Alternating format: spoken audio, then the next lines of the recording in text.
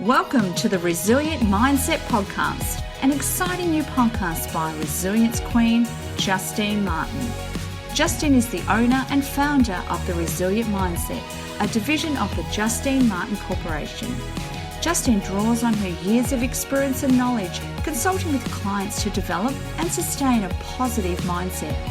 Focused on igniting your passion, purpose and power, follow the Resilience Queen each week as she delves into the mind of her guests, exploring fascinating stories and inspiring journeys. Hello and welcome to Resilience Mindset. I'm Justine Martin and I will be your host.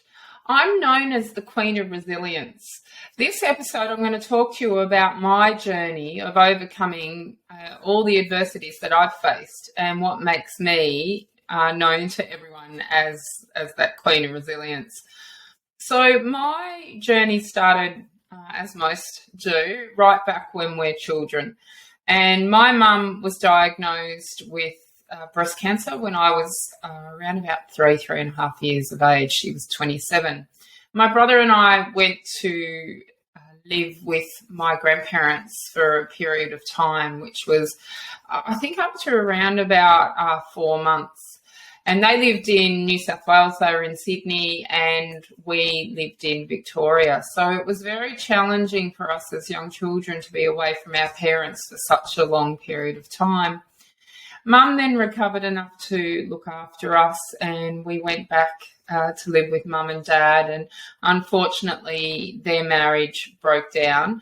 And from there, Mum became a single parent, and we got used to living without Dad around. It was about that time when Mum became very ill, and my grandparents came down from Sydney and put her on a plane, and she went up to Sydney Hospital, where she was diagnosed with multiple sclerosis at the age of 33.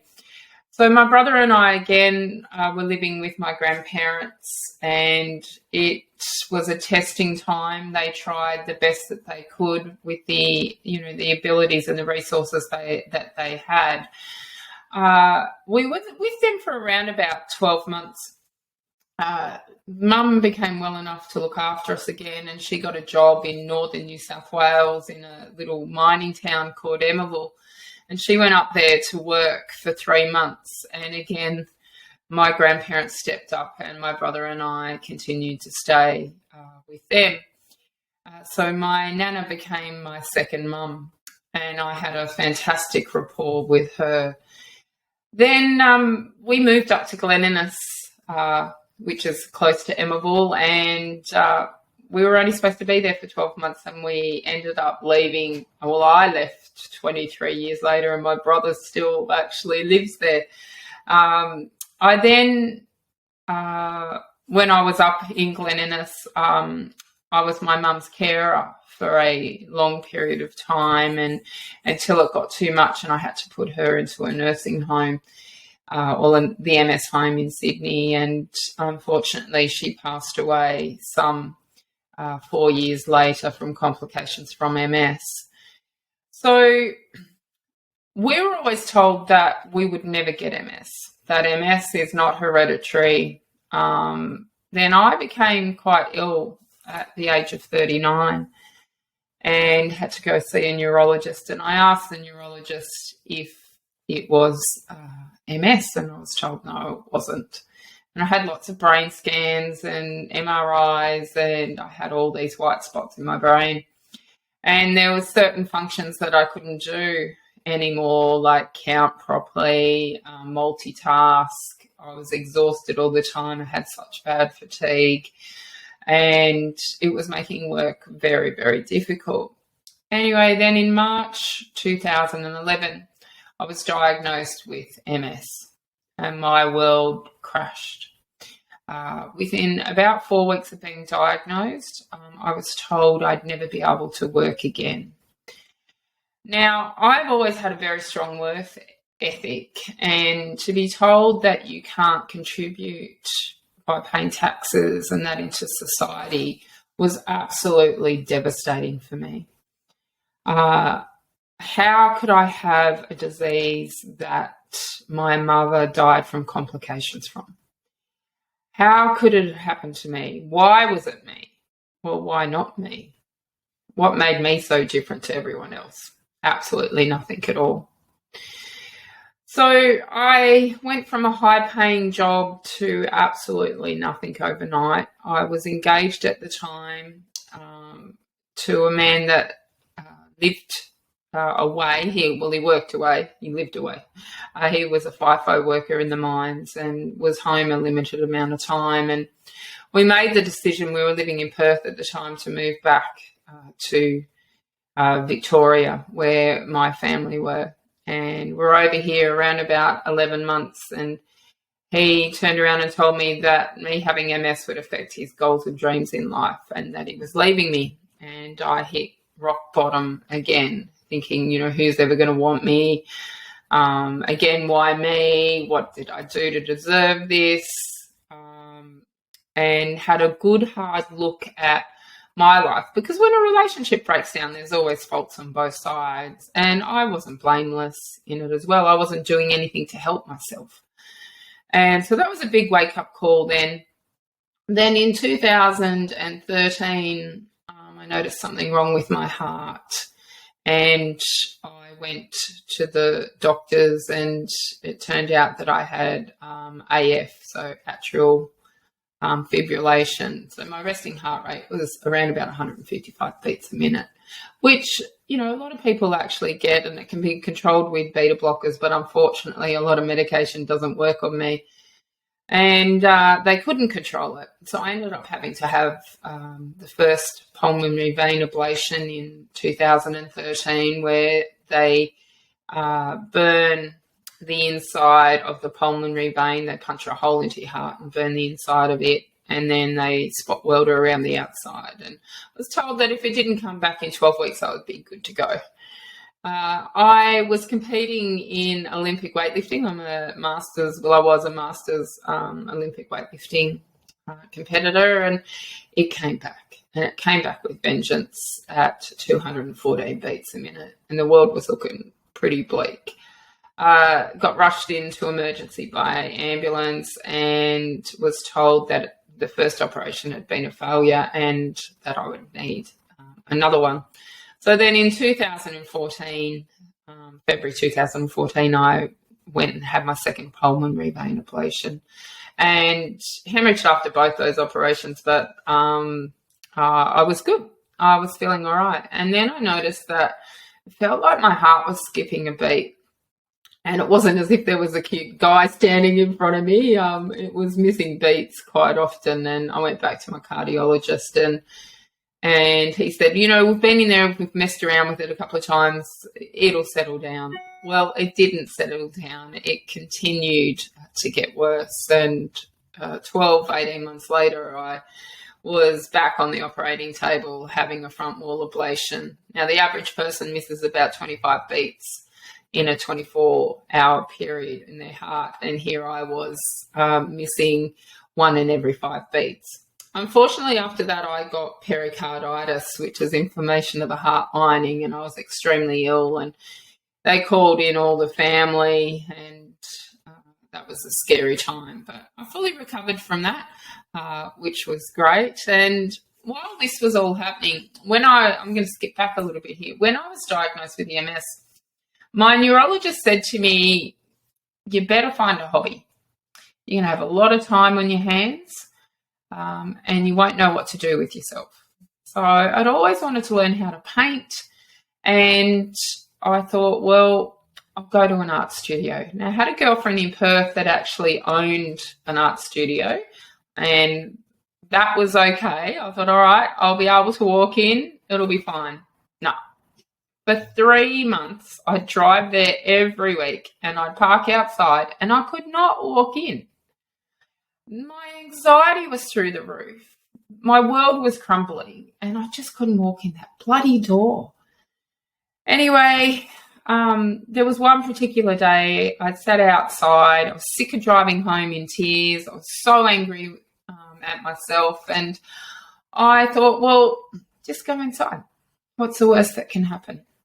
So I plucked up enough courage and I walked inside that door and I found a whole new world, a I started creating artwork. I took to it like a duck to water, and it turned out I was pretty good. I'm a natural at creating a lot of paintings and drawings.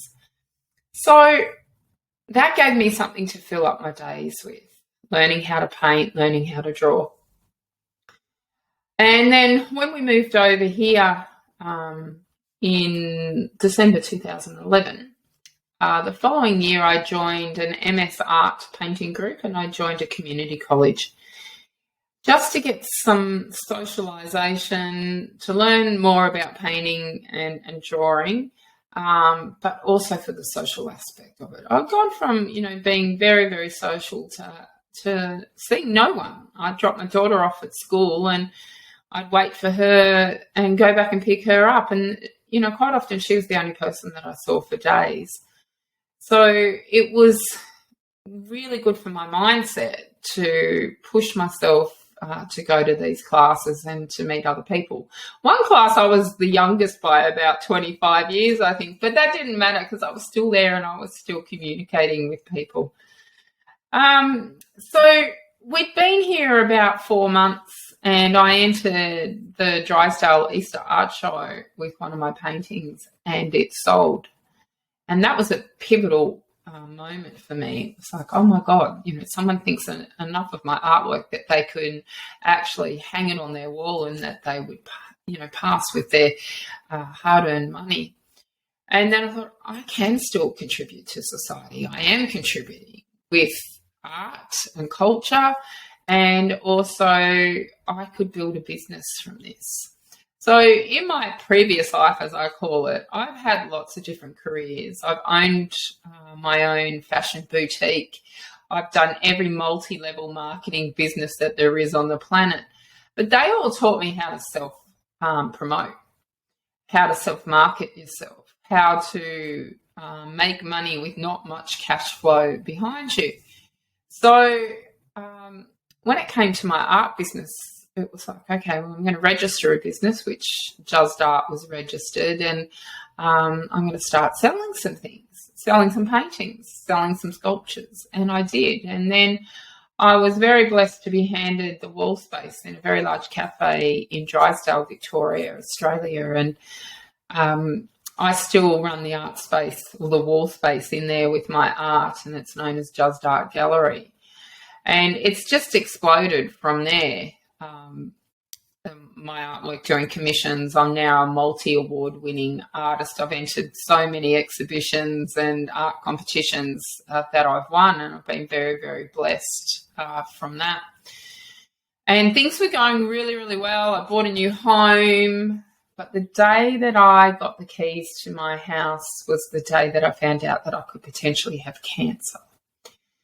So everything came to a big grinding halt. All my dreams and everything that I wanted to achieve was like, how was I going to do this? So I was competing in Tasmania in 2016 for the Australian Masters weightlifting championships. And I noticed that I was going a little bit purple on my hands, and they were quite painful. And when I came back from Tassie, I went to my doctor and said, well, asked her, what's this? And she said, look, it's nothing to worry about. Come back in 4 months if it's still happening. Now, I regularly see a counsellor. I don't believe it's my children's responsibility or my friends' responsibility to hear my woes and vents.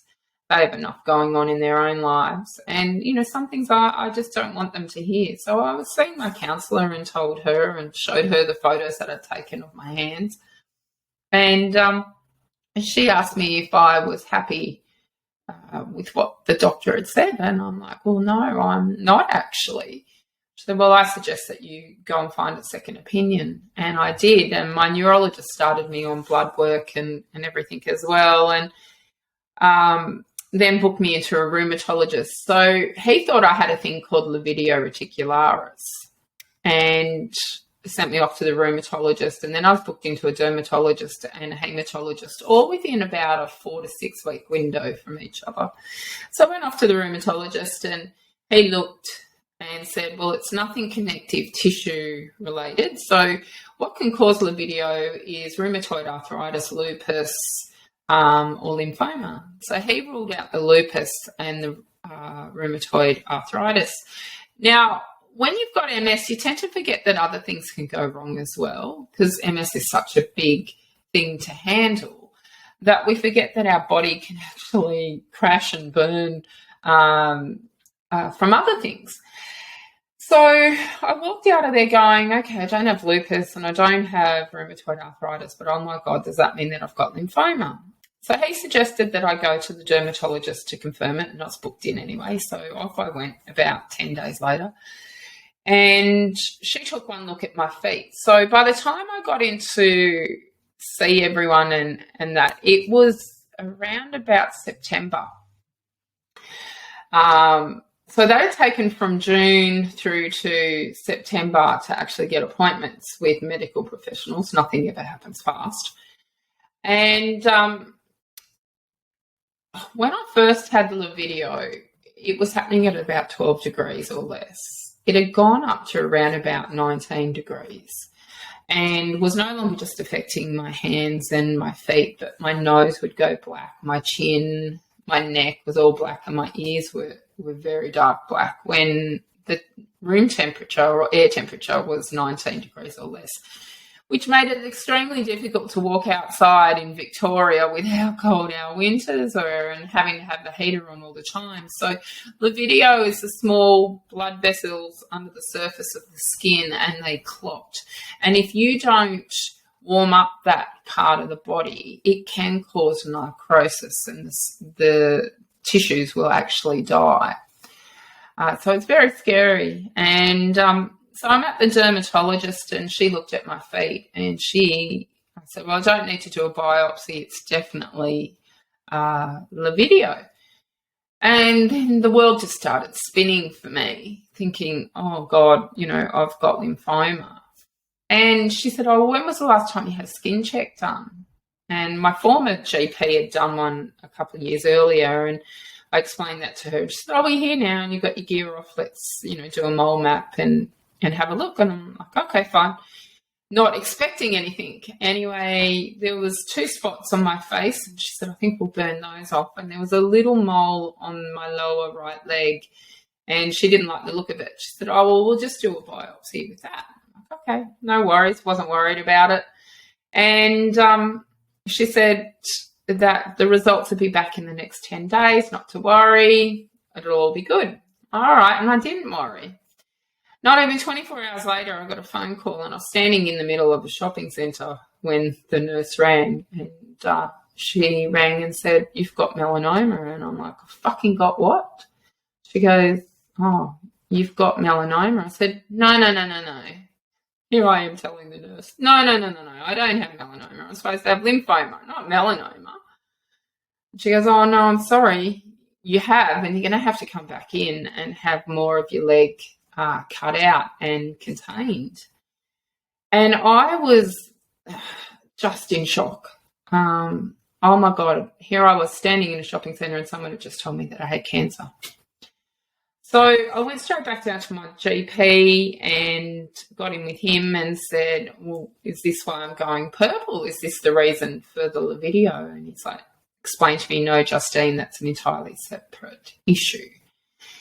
And he said that's got more to do with the MS and my immune system being so weak. That's what would bring out the melanoma. And I'm like, are you serious? So then a week later, I had to go back in and have big chunks of my leg cut out, and they contained it all, which was really good. But that still wasn't solving the problem of the libido. I'd started to lose the ability to breathe properly, and I had big lumps coming out of my joints in my fingers, and I couldn't bend my toes. So something was definitely happening. So I went off to the hematologist, and she did repeat bloods and said, oh, we'll have to do a bone marrow biopsy. I'm like, well, I'm going to Bali in 4 weeks. And she goes, well, we'll do it when you come back. I'm like, okay, no worries. I'm still going to be able to go, right? And she's like, yeah, you'll be able to go. Anyway, I didn't go to Bali. I had a bone marrow biopsy, a PET scan, a CAT scan 2 days before Bali. And if anyone's ever seen or knows what a bone marrow biopsy is, they drill into the back of your pelvis and snap a bit of bone off.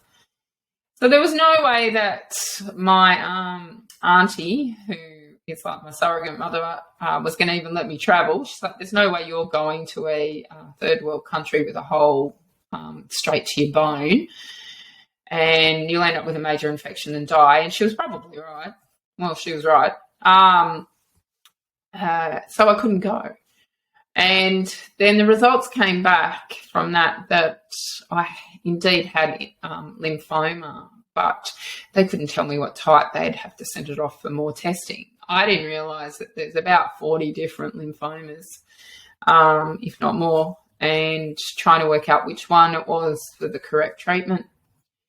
And then my lungs were getting worse, and I was very ill, and I was then diagnosed with mixed cryoglobulinemia in the December that year. I had too many cryoglobulinemia in my blood, which is a protein, and that was what was causing the lividio, was too much protein. So things were looking, not very good at all. And then in the January 2017, I was diagnosed with chronic lymphocystic leukemia and small lymphocystic lymphoma. So I had 3 primary cancers at once and 2 blood conditions. And the mixed cryoglobulinemia was choking off all my internal organs with inflammation, and I was dying. I was stage 4 by the time they fully diagnosed me with everything, and I then had to start chemo. So nothing ever goes smoothly with me, and I started on chemo, had allergic reactions to it, and I was in for a really bumpy ride, and that was in 2017. I also started on another course of medication, which is an immunosuppressant called rituximab, and I did that for 2 years. I'm in full remission from all the cancers, thank goodness, and the lividio and the mixed cryoglobulinemia. During that period of time when I was coming out of it, my blood work was getting better and I could actually look for a future. I decided that I wanted to teach, and I wanted to teach other disabled people. So I set up what's called Just Art Wellness classes, and 3 days a week I teach art wellness to other people who are disabled, and it's such a rewarding job. When I got through the cancer treatment, my immune system is absolutely cactus. I have no B cells, no T cells. I'm borderline neutropenic, and I'm lymphopenic all the time. So I have to be really careful of not being around anyone that has some form of contagious infection, a common cold, COVID, all of that. So I started Just Art and, built the art wellness classes, and then everyone kept saying to me, what's your secret? How come you're so positive? How do you get through all these adversities? And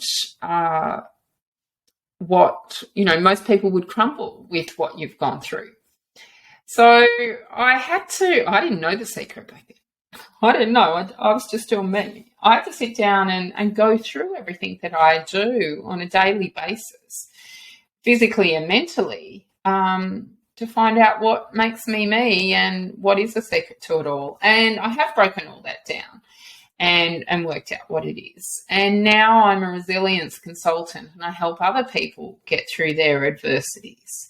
And I'm a keynote speaker, and I've just become a published author, and have just also written and illustrated my first children's book, which is called Same, Same But Different, and that'll be published this year when I start my own publishing house called JMC Publishing.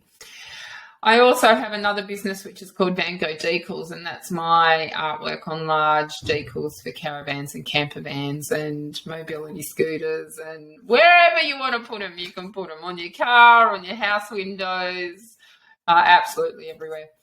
So going back 11 years ago, someone told me that I couldn't work ever again.